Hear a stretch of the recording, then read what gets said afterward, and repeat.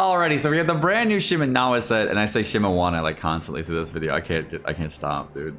I started it once and I can't stop. And we're gonna be doing testing on a couple different characters here. And I did find that this set is actually a best in slot set for one character in the game, and I did find that it was really, really positive on other characters in general. The best in slot is gonna be depending completely on your play style. So of course, if you're playing differently, then it might be different for you. Let's jump into it.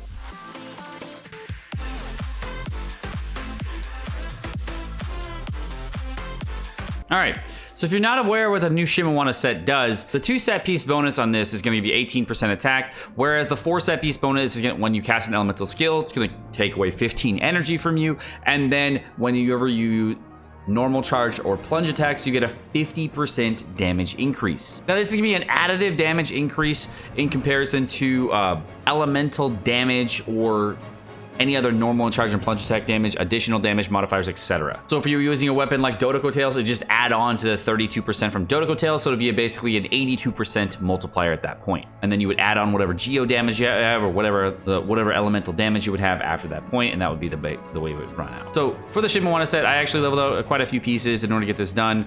I ended up getting a bunch of different plumes to try out, so I'll be using variations of these throughout the video. And then I only have 1 sans for my goblets. I have an attack percentage goblet here, and I ended up getting a pyro goblet, which is not very good, and the rest of these I haven't rolled yet. And then headpieces, we tried a bunch of different variations. Gave this one to Hu Tao, and of course we have random ones throughout the room, but this is the one we ended up using for the very lucky pull we got.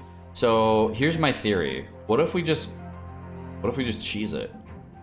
Like we do this, swap this, and then get energy back from everybody, and then ulti. Regarding Xiao, I wasn't the biggest fan of this set. I could use the elemental skill of another character and then battery my Xiao in order to get this done. However, whenever I cast another elemental skill, even after my elemental burst, I could get my plunge modifier up again, and it did help to boost the damage. But the 50% increased damage modifier wasn't so big that I was very, very impressed. I thought that I would be far more impressed by the damage value, but even with the 35% damage difference that you would get between the Animo damage bonus and this one, the damage increase was not so big that I really, really loved it. And that could have to do a lot with the way Xiao's ultimate works. So the way Xiao's ultimate works, you cast the Bane of All Evil, it actually adds on 90% normal charge and plunge attack damage. And because this is an additive modifier, what you're getting from this is not a huge damage increase. You're actually adding on 90% on top of your Animo damage that you would have from your goblet. So the 35% extra is not gonna be like a raw 35% damage increase. It's actually gonna be a very minor increase overall. And then regarding Ganyu, I did try this out in a couple different ways, and I did find that with the freeze comp Ganyu, it does work okay, but you know, why wouldn't you just use a cryo set? So on the melt team, it does provide some damage that is a little bit better than Wanderers at times. It doesn't really provide so much more damage that it really makes a difference. However, for Hu Tao, I did find that this was actually a really, really good set. It does, for this set, since you're popping an elemental skill and you don't use your elemental burst till the end of your rotation, you can get a ton of damage in while using your normal attacks and charge attacks. I didn't really feel like the charge attack really felt like very, very powerful in comparison, but the normal attack damage increase was definitely really strong. So if you have a C0 Hu Tao and you're having problems with stamina regeneration and whatnot, the damage that you get from this set is really, really nice and makes it so you don't have to use animation cancel jumping all the time and just spam autos to get decent damage. And the damage from your ultimates does not get the pyro damage boost, from which you do lose 22.5% damage that potentially could have for the Crimson Witch set, plus the elemental reaction bonus that you would get, which would equivalent to about 80 elemental mastery. But you, same when you lose all that, you do lose a pretty decent chunk of your ultimate damage, just not so much that you would like really see like night and day damage.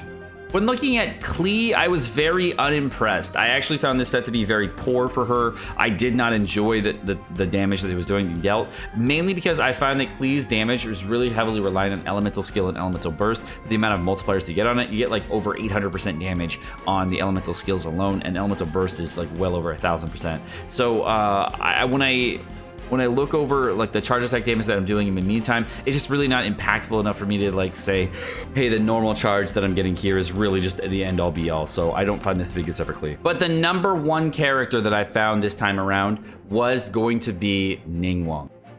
So on Ningguang, this is going to be actually her best in-slot set from what I can tell. And I was trying to toy around with this and figure out the DPS numbers that you're really going to put out for your overall damage. And what I did was I created a damage calculator to try to figure that out.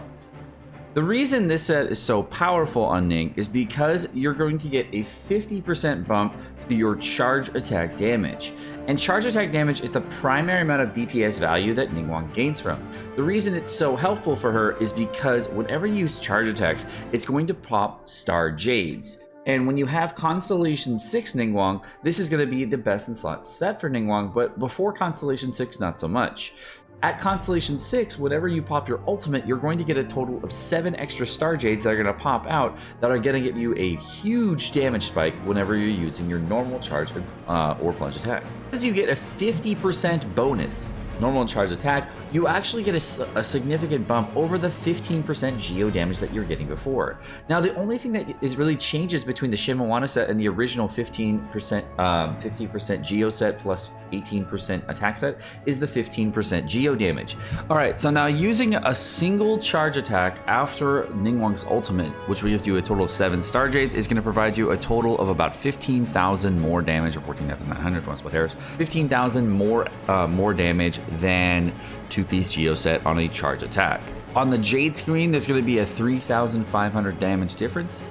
And on the ultimate ability, there's going to be about a 16,000 damage difference. The total amount of damage that the ultimate's going to deal. Again, if every single hit crit. On every normal attack that does crit, you're going to get yourself about another 1,500 damage. And normal charge attacks with Star Jades are going to provide yourself another 9,000 damage.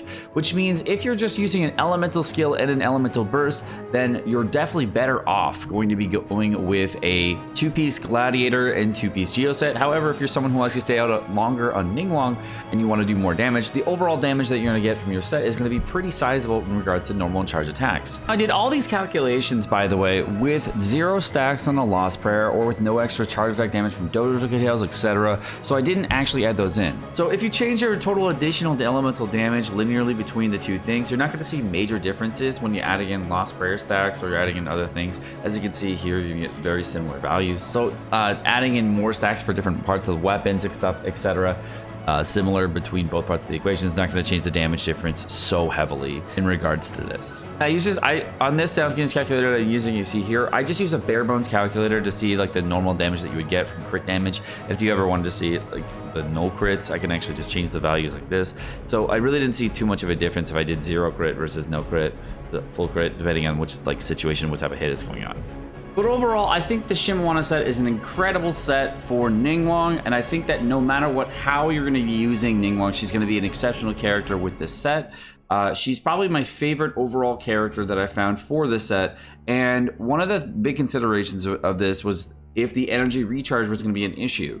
So the major set of content that I found that it could be an issue in is going to be the Spiral Abyss, which you're seeing right now. And what I did find that is by manipulating the high tide at the right moments with elemental skills and make sure, of course, I'm dropping my elemental bursts during the low tide, I'm actually using my time effectively and getting a huge amount of energy back. For some reason, during Abyss, seeing how Ningguang only has a 40 energy cost, the 15 energy lost from Ningguang is actually a very sizable chunk of her overall energy, but she gets her energy back so quickly in here because of the amount of particles that are generated out of the Abyss, it doesn't actually matter. So it makes her a super strong character in the Abyss, especially with the Shimenawa set. So as of 2.0, she is now one of my favorite characters to play in this current Abyss because the amount of damage that he does is exceptionally large, and you can run her with other Geo characters like Albedo that I haven't been able to use in a while, and of course Zhongli, which is of course one of the best characters in the game. And other characters that the last character you use with her is actually not going to matter too much.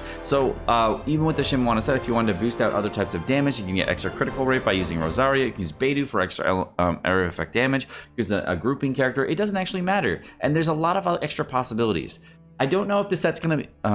Now, the last character we're going to talk about is going to be Yoimiya. I'm not sure if this set's going to be great on her. I will, of course, be testing it on her, but I do find this set to be amazing for Ningguang, and I hope that you guys end up trying it out in the future. Alright guys, well let's get into this video. Let me know if you like the format of this video. It took a lot longer to make a video that was like very math based in this. And I haven't put out a math type video in a while, so I figured I'd throw one out for you guys and let me know if you like this format better, if you want to just keep it the same format, just normal, without lots of spreadsheets and numbers here. But let me know if you guys like in the comment section down below. How you guys have a wonderful rest of your day.